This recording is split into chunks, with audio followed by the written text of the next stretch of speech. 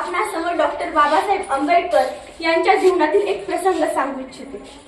26 November 1949 रोजी बाबासाहेब निवांत सोफ्यावर बसले होते।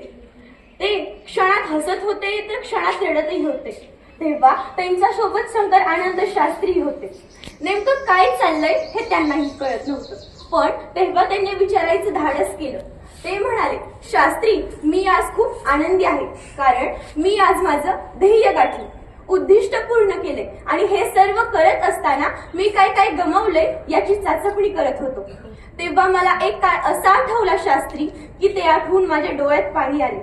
माझा एक काळ असा होता शास्त्री, माझ्या खिशात एकही रुपया नव्हता आणि तेव्हाच माझा राजरत्न आजारी पडला।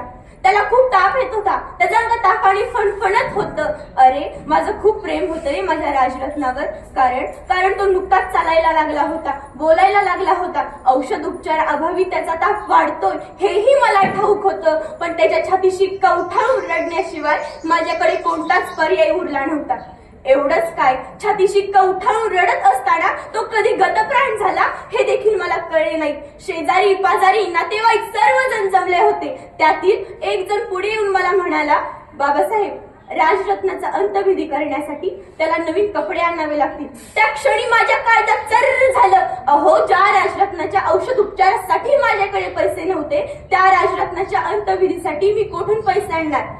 काय करावं कळत नव्हतं, कुणाला सांगावं कळत नव्हतं आणि तेव्हाच मी माझ्या गुडघ्यात डोके खुपसून ढसा रडायला लागलो।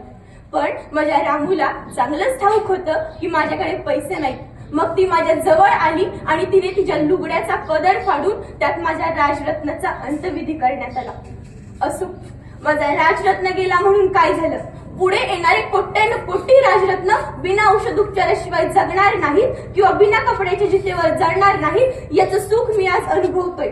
अहो, ज्या बाबासाहेबांमुळे आपण शिकलो, सवरलो, मोठे झालो, नोकऱ्यांना लागलो आणि त्याच बाबासाहेबांसाठी आपण काय केलं, हा प्रत्येकाने आपापल्या काळजाला विचारायचा प्रश्न आहे।